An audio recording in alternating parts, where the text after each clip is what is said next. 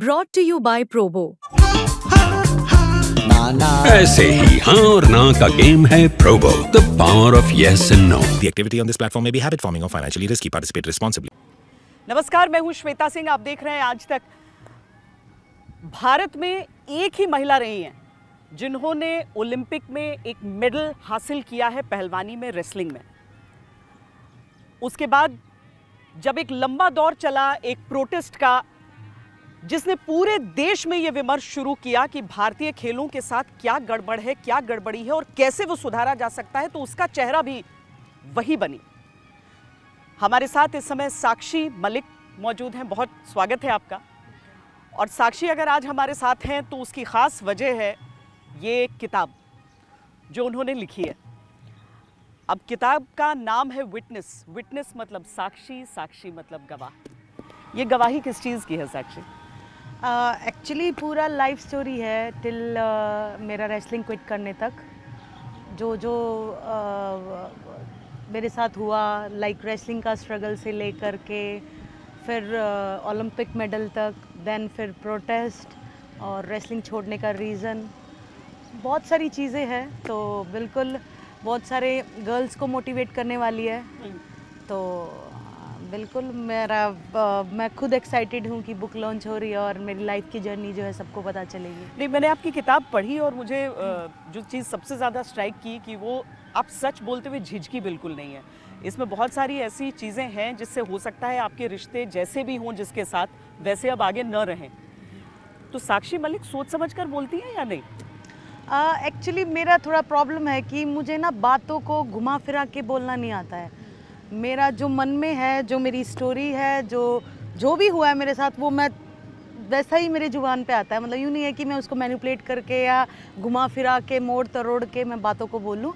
तो जो भी है, सब है, जो भी है वो रियलिटी है इसमें। साक्षी के अंदर सोफिया कितनी जिंदा है? और हम ये बताएं आपको कि ये किताब पढ़ते हुए मुझे पहली बार पता चला कि साक्षी का जो असली नाम है वो सोफिया था। बड़ा ही अंग्रेजी नाम है जी। वो शुरुआत में मेरा सोफिया नाम रखा घर वालों ने और वो 5th स्टैंडर्ड तक रहा। फिर पता नहीं मेरे भाई को क्या हुआ, बोलता है कि नहीं साक्षी रखेंगे इसका नाम। तो 5th क्लास में मेरा नाम सोफिया से फिर साक्षी चेंज हुआ। तो अच्छा, बड़ी इंटरेस्टिंग चीज़ें थी। आपको लगेगा कि वो ओलंपिक मेडलिस्ट है जिसने इतिहास रचा है, इकलौती ओलंपिक मेडलिस्ट हैं। उस समय मतलब मुझे याद है कि पूरा देश सेलिब्रेट कर रहा था या तो पीवी सिंधु को या फिर साक्षी मलिक को। लेकिन उन्हें ये बात आज भी खटकती है कि एक लड़की थी क्लास की जो इंस्टाग्राम पर मुझे फॉलो नहीं करती थी।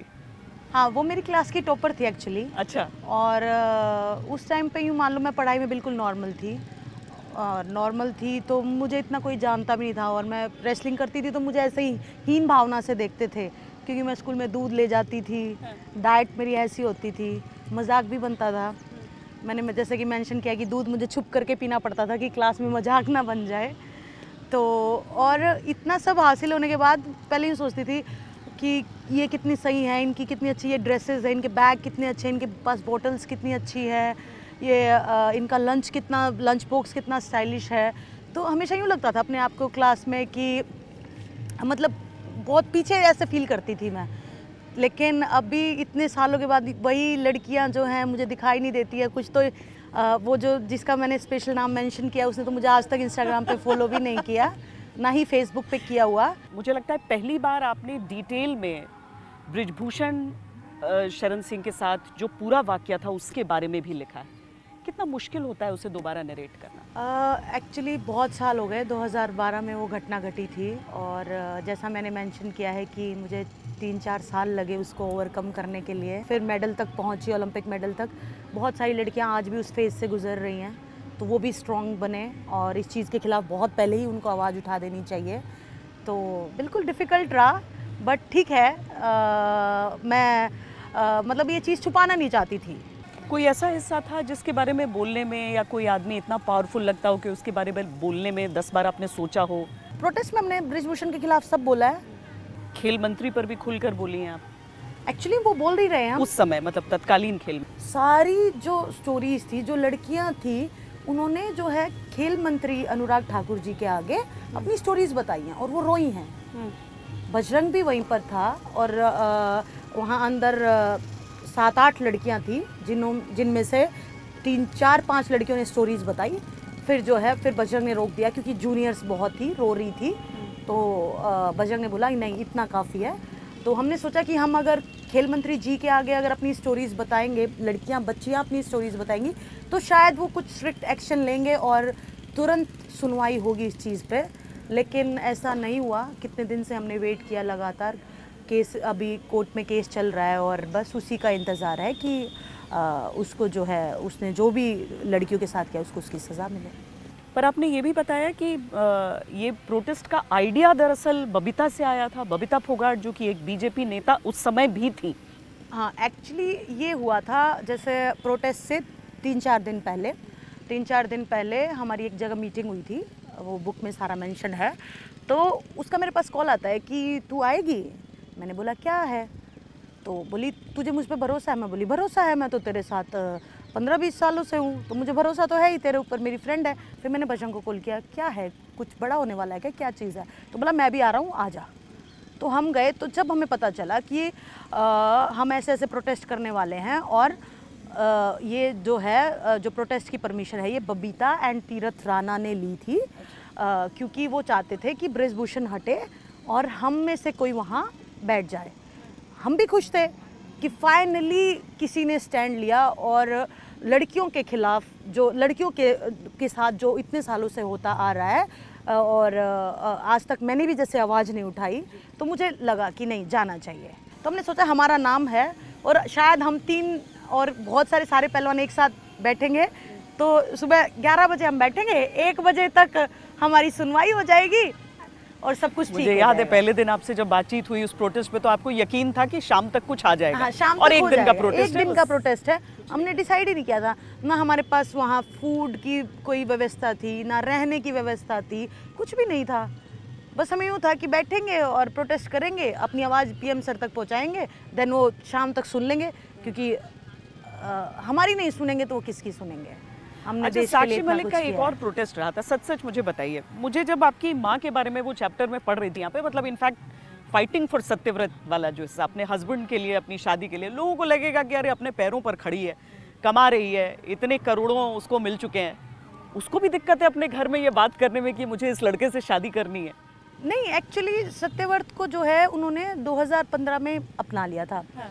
मेरे भाई की शादी 2015 में फैब के मंथ में हुई थी, तो उन्होंने खुद सत्यव्रत को कॉल करके वहाँ बुलाया था। उससे पहले 1-2 बार मीटिंग भी हो चुकी थी, क्योंकि मैंने आई थिंक 2014 के एंड में घर वालों को बता दिया था कि ऐसे ऐसे है और यहीं पे अखाड़ा है उनका। हम साथ स्कूल में पढ़े हैं टिल 8-9 स्टैंडर्ड से साथ में। तो उनको बहुत, क्योंकि उस टाइम पे कंपेयर टू द अचीवमेंट, मतलब मेरी अचीवमेंट सत्यव्रत से कम थी। वो भारत केसरी था, वो यूथ ओलंपिक मेडलिस्ट था, मतलब काफ़ी सारे टाइटल्स थे उसके पास। मैं इंग्लिश मीडियम स्कूल में पढ़ी थी, तो ऐसा बॉयज़ से कोई इतनी दिक्कत नहीं थी। तो नॉर्मल बातचीत स्टार्ट हुई और फिर फ्रेंडशिप में बदली और मैंने घर वालों को बताया। तो उन्होंने सत्यव्रत को 2015 में ही अपने आप अपना लिया था और मेरे भाई की शादी में बुलाया था जी। नहीं, उसके आगे फिर अपनी माँ के बारे में भी आपने। तो फिर क्या हुआ कि सडन जैसे ऐसे ही चलता रहा सब कुछ ठीक, और हमें यूँ था कि हम बस शादी कर लेंगे। होता है ना कि एक काफ़ी दिनों से बातचीत है, तो साथ ट्रेनिंग करेंगे, साथ टूर्नामेंट खेलेंगे। उनका अखाड़ा भी अभी भी है अखाड़ा। तो रोहतक में ही मेरे फादर इन लो एक ओलंपियन रहे हैं, अर्जुन अवार्डी हैं, तो उन्होंने अखाड़ा खोला हुआ है कि हम उस अखाड़े में साथ में ट्रेनिंग करेंगे, बच्चों को ट्रेनिंग कराएंगे। तो फिर मैं भी बोलती थी कि आफ्टर ओलंपिक्स ना मेरी शादी कर देना आप। तो वो एग्री होते थे कि ठीक है कोई इशू नहीं है। तो वो मेरा मेडल आ गया। तो उसके बाद सडन बहुत सारी चीज़ों में चेंजेस हुए। पता नहीं एकदम से क्या हुआ, घर वालों को शायद ये हुआ कि नहीं इसको और आगे खेलना चाहिए, शादी के बाद हमारी बच्ची इतना नहीं खेल पाएगी या डाउन हो जाएगी, बहुत सारी माइंड में सोच आए होंगे। तो उन्होंने सडन एकदम से मना कर दिया कि नहीं, आप की सत्यव्रत के साथ शादी नहीं होगी। तो फिर वहाँ से मेरी फाइट स्टार्ट हुई कि नहीं देखो, शादी तो अभी आपने खुद ही लड़के को मंजूर किया है, क्यों या तो पहले ही मना कर देते। मैं तो ऐसी लड़की भी नहीं हूँ कि ठीक है, मैं कभी घर वालों के आगे मैंने तू नहीं बोला, कभी उल्टा नहीं बोला, मैंने कभी किसी को थप्पड़ नहीं मारा, मतलब मेरा जो नेचर है वो बहुत शांत एंड काम है, मैं बहुत झगड़ा में विश्वास नहीं करती हूँ। तो बस मेरे यूँ था कि नहीं मम्मी अभी ये तो गलती है ना, मैं कमिटेड हूँ, मैं बात की हुई है और मैं उसने अपने घर वालों के साथ बातचीत की हुई है कि हाँ ऐसे ऐसे लड़की है, फिर एकदम से मना करना तो ठीक नहीं है। फिर वहाँ से थोड़ा सा फाइट स्टार्ट हुई कि नहीं शादी तो यही होनी चाहिए। अच्छा, एक और बड़ी इंटरेस्टिंग चीज़ है इसमें, जहाँ पर आप अपने स्किन में कंफर्टेबल होने की बात कहती हैं, यानी कि आमतौर पर लोग सोचेंगे कि एक स्पोर्ट्स पर्सन है, एक एथलीट है, तो अपनी बॉडी को लेकर जो बॉडी कॉन्फिडेंस होगा जिसकी बात हम करते हैं वो तो परफेक्ट होगा, एकदम आसमानी होगा। लेकिन आपको ये चीज़ रही, मतलब वो आर्म्स जिसको लेकर लोग सोचते हैं कि अरे ऐसे आर्म्स हो जाएं तो किसी को भी पटखनी दे दें। ये थोड़ा सा ना एक्चुअली ना मेरी बॉडी जो है मतलब लड़कों के टाइप के, लाइक वी शेप है। पर वो तो रेसलर्स की होती है वैसे। नहीं होती। आप किसी भी लड़की को उठा के देख लो, स्ट्रॉन्ग दिखेगी लेकिन एक प्रॉपर नहीं दिखेगी कि वो लाइक जापानीज। मैं आपको अच्छा हाँ यूएस या जापानीज की लड़की ला के खड़ी कर दूंगी ओलंपिक चैंपियन, आप बता ही नहीं पाओगे रेसलर है या नॉर्मल लड़की है। हाँ मसल्स दिखेंगे कि स्ट्रॉन्ग है, जिम करती है, लेकिन मेरा पता नहीं क्या है, मेरे बाजुओं में कुछ ज़्यादा ही भगवान इतना दे दिया। मैं कहीं भी टूर्नामेंट में जाती थी ना, बाहर के बॉयज़ भी ऐसे इशारा करके कहती हाँ योर आर्म्स, लेकिन नहीं आफ्टर ओलंपिक्स और फिर तो ही मुझे कॉन्फिडेंस आना शुरू हो गया कि नहीं यार मेरी बॉडी है और मेरी बॉडी अभी तक इतनी फिट हूँ। मैंने 2022 कॉमनवेल्थ गेम्स में जब तक मेडल जीता मैं प्रॉपर फिट थी, मुझे कोई इंजरी नहीं थी, तो मैं बहुत ग्रेटिट्यूड और भगवान को थैंक यू भी करती हूँ कि मुझे उन्होंने इतनी फिट बॉडी। और एक बाउट जीतना, किसी को हराना और फिर हारना, मतलब वो लड़कियां जो आपको, चाहे सोनम हो, आपको देखकर जो सीख रही थी रेसलिंग, उनसे हारना कितना मुश्किल होता था उसमें, वो एक्सेप्ट करना उस हार को। वो बहुत मुश्किल दौर था मेरे लिए। जब मैं पहली बार सोनम से हारी, वो ओलंपिक क्वालिफिकेशन के लिए ट्रायल्स थी, और उस रात में आप समझ नहीं सकते कि जैसे जो लड़की इतने सालों से लगातार किसी से हारी नहीं है, अपने वेट में नंबर 1 है और एकदम से बिल्कुल जूनियर लड़की से हार जाना। आई थिंक वो समय 18 साल की होगी, 18-19 साल की। तो मुझे पूरी रात नींद नहीं आई और फिर मतलब क्या बताऊँ मुझे, मतलब वो एक्सेप्ट करना बहुत मुश्किल हुआ। वो रीज़न मुझे समझ नहीं आया कि क्या रीज़न था कि लगातार मैं हार रही हूँ। कैंप में मेरे बाउट होती थी उसके साथ तो दिक्कत नहीं, फिजिकल फिटनेस में चाहे वो वेट ट्रेनिंग करा लो, रनिंग करा लो, किसी में कुछ करा लो, मैं सब चीज़ में आगे रहती थी। तो पता नहीं क्या एक स्पेशल मैच के टाइम पे ही मेरे को क्यों हार मिलती थी। तो उसके लिए फिर मैं बहुत भटकी कि क्या चीज़ की कमी है मेरे अंदर। मैंने फिर सब छान मारा, मैंने न्यूमरोलॉजी से लेके एस्ट्रोलॉजी से लेके मैंने साइकोलॉजिस्ट से लेके मैंने सबके पास जाके मैं कि क्या रीज़न है, क्या मेरी कुंडली में आ गया, क्या ऐसा हो गया। हालांकि मैं इतना नहीं मानती हूँ। एक चर्चा अभी हुई, आमतौर पर जो बहुत गहराई से जुड़ा रहता है रेसलिंग से उन्हीं लोगों को पता होता है कि वजन कितना बड़ा इशू होता है। आपने भी वेट कट को लेकर एक अच्छा अपना पूरा एक्सप्लेनेशन और बताया कैसे 700 ग्राम ऊपर और उसको कैसे घटाना है। चर्चा में ही आया जब विनेश ने अपना मेडल मिस किया, पर ये क्या नॉर्मल था? 2 तरह की बातें हो रही थी उस टाइम की। कुछ कह रहे थे कि ये साजिश यहाँ से किया गया है, इंडिया मन लगा के फाइट नहीं किया उसके लिए। देखो एक्चुअली तो देखो वहाँ पे मैं थी नहीं कि एक्चुअली का सिनेरियो मैं वहाँ का बता पाऊँ, लेकिन हाँ 100 ग्राम हम भी हमारे लिए डिफिकल्ट, मतलब कट करना इतना ज़्यादा डिफिकल्ट होता है। पर फेयर है अगर ओलंपिक कमेटी की तरफ से कहा जाए कि 100 ग्राम ऊपर हो नहीं मिलेगा? नहीं, हाँ, ये रूल है। 50 ग्राम पे भी ये रूल है। UWW में अगर एक टिश्यू पेपर लेके भी मेरा वजन, लाइक मैं 62 किलोग्राम में खेलती हूँ, मेरा वेट आ गया 62.010। हाँ, लाइक हो गया ये 10 ग्राम। 10 ग्राम हाँ आउट। अच्छा, विनेश का तो 100 ग्राम्स था। तो UWW में एक्चुअल में जो है आप 10 ग्राम भी वो आपको अलाउ नहीं करेंगे। लेकिन तो हमने तो प्रोटेस्ट किया हुआ था, तो विनेश को भी हुआ कि मुझे तो ओलंपिक्स जाना है, मुझे तो प्रूव करना है। बजरंग के पास ओलंपिक मेडल था, मेरे पास ओलंपिक मेडल था, उसने तो अपना पूरा जो सपना छोड़ करके प्रोटेस्ट पे बैठी थी वो तो उसको यूँ था कि जाना है। कमज़ोर तो वो किसी से थी नहीं, उसने तो प्रूव करके दिखाया, फाइनल्स तक पहुँच के प्रूव करके दिखाया। तो वो तो अपने एक्चुअल वेट से बहुत नीचे खेल रही थी। तो मैं जानती हूँ कि उसके लिए कितना डिफ़िकल्ट रहा होगा कि वो 100 ग्राम जो है उसने अपने हेयर भी कट किया। आपने पिक्चर्स में देखा, हम क्या करते हैं हमारे कॉस्ट्यूम में ना यहाँ इलास्टिक होती है कि वो ऊपर ना शिफ्ट हो जाए, वो कट किया कि कैसे करके कॉस्ट्यूम में से 50-60 ग्राम निकल जाए। अच्छा। वो मैंने भी बहुत बार किया, कंपटीशन में देखा चढ़ा वो 50 ग्राम ज़्यादा है, फिर सोचते कि वॉशरूम जा ना, तो जब हमें कोई वॉशरूम आता ना, हमारे मुंह में कोई सलाइवा होता, कुछ भी नहीं होता। लाइक पूरा ऐसे होता है कि कैसे इस 50-100 ग्राम को कम करें। तो फिर अलग अलग टैक्टिक्स निकालते हैं कई बार कि हाँ कॉस्ट्यूम ठीक है तो कॉस्ट्यूम कट कर दिया नीचे से, कि इलास्टिक में कम से कम 20-30-40 ग्राम तो निकलेगा।